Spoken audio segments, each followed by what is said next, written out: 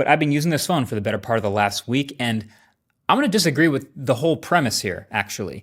This is no more of a flagship phone than any of $799 is the same price as the Samsung Galaxy S25 or the Pixel 9 or right underneath the iPhone 16. Like, they are competing against bona fide flagships from mega companies with basically unlimited money. And part of what we've come to expect from phones in this class is basically giving us the best available stuff. Like, it's kind of this unspoken rule. But if you're spending this much, you deserve to just get the best parts, right? That's why it's been so easy for me to rag on. But when you peel back the mask just a little bit, like right under the surface, it's the same exact strategy that Nothing has been running on all their previous phones in the past. The playbook is to just cut back just a little bit from the highest end stuff in ways that hopefully you, the buyer, don't notice, and it still feels like a flagship, but that allows them to cut costs and undercut the competition a little bit.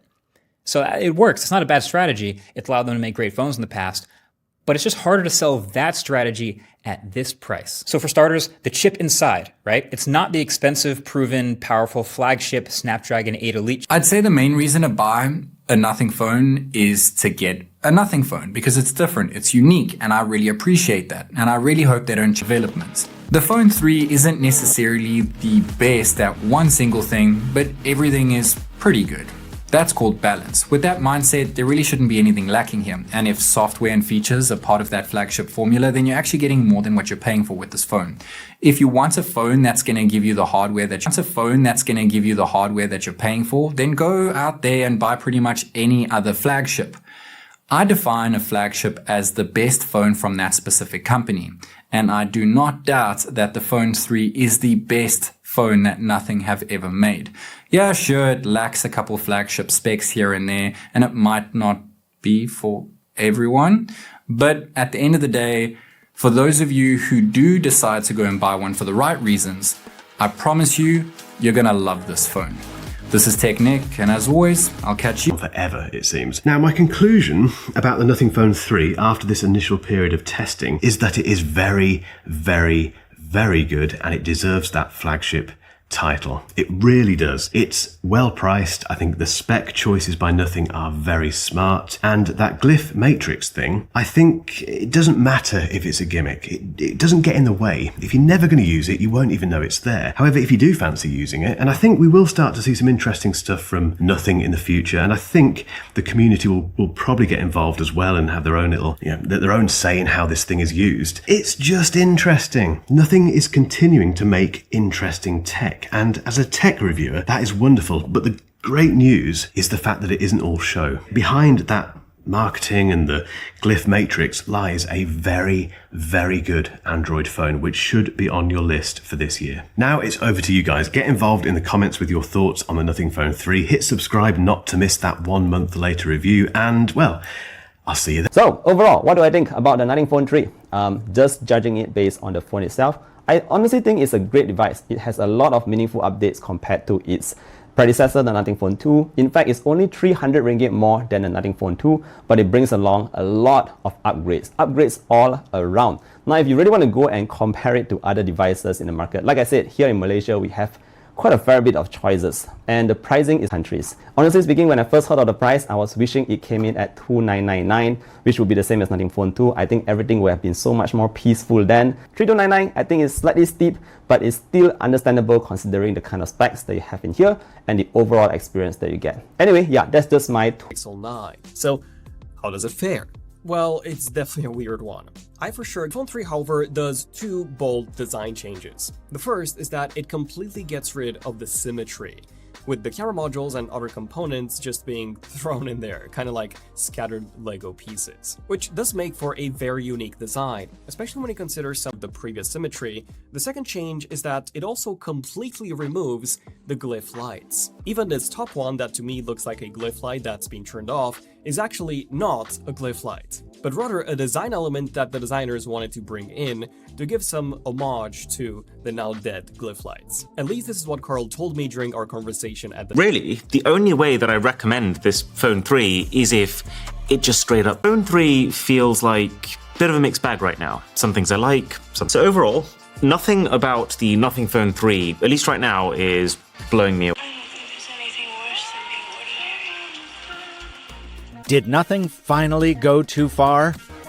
I'm MrMobile, and I've spent a week with the Nothing Phone 3. Now, glyphs have been a major part of Nothing's play from the start, leveraging the otherwise unused real estate of their phone's backplates to convey information. Up till now, they've taken the form of LED strips, flashing, filling, emptying, or strobing. But on Phone 3, all that's gone. Replaced by this quarter-size monochrome disc of 489 LEDs called the Glyph Matrix. Or to be a little less nothing about it, it's a tiny screen, controlled by a tiny button, full of tiny toys. I gotta give Nothing credit here. It did execute this idea thoughtfully. It didn't just slap a smartwatch screen on the back of the phone, whether it makes any sense for it to be there. It built a platform that developers will be able to contribute to for bite-sized bits of information. And because it's an actual display now instead of just ribbons of lights, there's a lot more it can show you. The time, battery level, volume level, a bubble level, a stopwatch, solar clock. There are rough patches. The button takes some getting used to, and some modes are buggy on my pre-production review sample. The stopwatch, for example, is useless because it times out and forgets its own count, and the always-on mode isn't always on. But for me, the big letdown is in the size of this thing. In making it tiny enough to stuff into the corner, I feel like Nothing diminished its potential impact. A bigger glyph matrix covering more of the phone would have offered many more possibilities. Possibilities of the type HTC explored with its dot view cases a decade ago. And it would have better preserved Nothing's visual identity. And if it had to be this small for some reason, why not augment it with the LED strips that Nothing is already known for? It's not like the company's going for a minimalist vibe here. Beyond the Matrix, I found the experience of using Phone 3 quite similar to that of the 3A Pro that the phones. So, first impressions. What do we think of the Nothing Phone 3? Would you spend £800, $800, €800 on one of these? I'm not sure. Perhaps in a vacuum taken by itself? Sure, but you have to consider the competition, all the other phones out there. I think for the hardcore Android nerds among us, that missing out on the 8 Elite chip, having a sort of upper mid-range spec in that way, a little bit disappointing. I think that design is going to be very divisive. So yeah, I think it's a good first impression, but lots more to test. So make sure you have hit that subscribe button and thumbs up on all those annoying YouTuber things. And I'll see you next time right here on the Tech Chat. Thanks for watching. Well guys, the Nothing Phone 3 is finally here, and to put it mildly, there is a lot of discourse surrounding this device, much more than usual. We finally got an official reveal, but Nothing fans are going crazy right now. What was positioned to be the next big step for the company has somehow turned into one of the most divisive phones. After all of that, does the community have a point here? And I do kind of think so to a degree. I absolutely agree with them that the phone lost a bit of its charm with the loss of the glyphs in the traditional sense. The camera layout is certainly weird, to say the least, and the processor choice does seem a bit strange at first glance for a flagship device. But I also feel we really need to give the phone a chance for what it actually offers. Nothing's greatest strength has always been the complete experience, the way Nothing OS looks and feels, how it works in tandem with the hardware, while also including smart, meaningful features all packed into a fun, quirky little design. The Phone 3 very well might be a transitional device for the company, and I think that journey is bound to have some bumps. So if you're not sold, don't worry. We're going to get our hands on this phone to test it out, see where its strong suits are, and we will certainly quirky little design. The Phone 3 very well might be a transitional device for the company, and I think that journey is bound to have some bumps. So if you're not sold, don't worry. We're going to get our hands on this phone to test it out, see where its strong suits are, and we will certainly get back to you.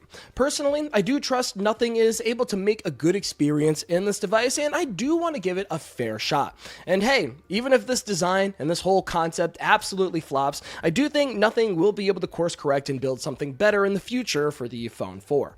But those are just my thoughts. Let me know what you think in the comments section down below. Is the community right in this situation, or are they maybe overreacting about this launch? Let me know, as I'm always interested to see what the Android community is thinking about stuff like this. In the meantime, I'm getting out of here. This has been Jordan Floyd with 9 to 5 Google. Thank you so much for watching, and I'll see you in the next one. Overall, if I have to sum it up, I gotta say this is definitely a pretty balanced flagship if you look across all the areas on this phone. I mean, this is what Nothing says. They created a balanced experience, a balanced flagship, but the only thing that's not balanced about this phone is its price. I personally think $699 would have been a better price, considering the risk they have taken with the look of this phone and how it's competing directly with the likes of Galaxy S25 that comes with Snapdragon 8 Elite and 7 years of software updates. And of course, it is a Samsung flagship, so obviously they are competing directly with the big dogs here. It would have been better if the phone was priced $100 cheaper, but that's just my opinion. Let me know what you think about this in the comment section below. If you're looking for the best of Nothing in everything they do, if you like their aesthetics, this is definitely their best shot. Yes, it looks different. Yes, it doesn't have glyph light, but trust me, glyph matrix has not only been more fun to use, but also it is more useful. And I think the future for this looks pretty bright. But yeah, let me know what you think about this in the comment section below. As always, if you guys are new here, be sure to subscribe. With that being said, I'll catch you guys. Now, I've had my SIM secreted inside of the Nothing Phone 3 this past week, so is it actually any good, or is it just a hot gimmicky mess? Well, here's my full review, and for more on the latest and middle crack, the Nothing Phone 3 is certainly as distinctive as ever, which I quite like because I just finished reviewing the OnePlus Nord 5, and sweet baby Jesus, that phone is about as plain Jane as it gets. But on the flip side, I do also prefer the slightly less erratic design of the cheaper Phone 3A, especially as it comes in that the Nothing Phone 3 is still a bit too iPhone-y for my liking. It's a big old brick with flat edges and only moderately curvy corners. But at least the bezels surrounding the Nothing Phone 3's screen are pretty skinny.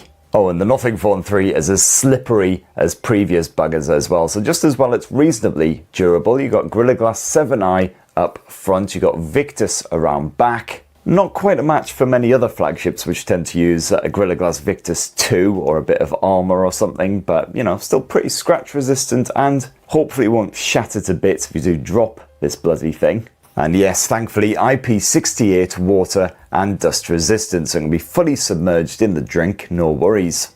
Now, the big whoop here is, of course, that glyph matrix which replaces the glyph lighten of yesteryear. Yes, the Nothing Phone 3 is expensive and it is obnoxiously priced in India. But you know what? Price is not the only problem with the Nothing Phone 3. Generally, when I do a review or a comparison, I have like a detailed script that I've written down so that I can refer to it and talk to you guys about it. In fact, I like control over my words. But today, I just have pointers because what I'm going to do is speak from my experience of using this phone. Because that's what Kalpe says, right? Specs don't mean much. It's all about the experience. Well, I have experienced the phone and my perspective on this phone, not very good. And for most of my tech products, I have a litmus test for design at home, and that is my wife. She does a design and strategy marketing agency, and design is at the key of everything that they do. And whenever I would get it's not subjective, is the fact that the Phone 3 actually uses a silicon carbon battery for the very first time inside a Nothing phone. Now, silicon carbon battery means denser batteries, higher capacity batteries inside slim frames, right? It's a denser battery, yes, inside the Nothing Phone 3, but it's a 5500 mAh battery. I think this is the smallest capacity silicon carbon battery that we've seen inside smartphones till date, if I'm not mistaken. Generally, they're of at least 6000 mAh, right? Even if you can forgive the battery capacity, this phone is 9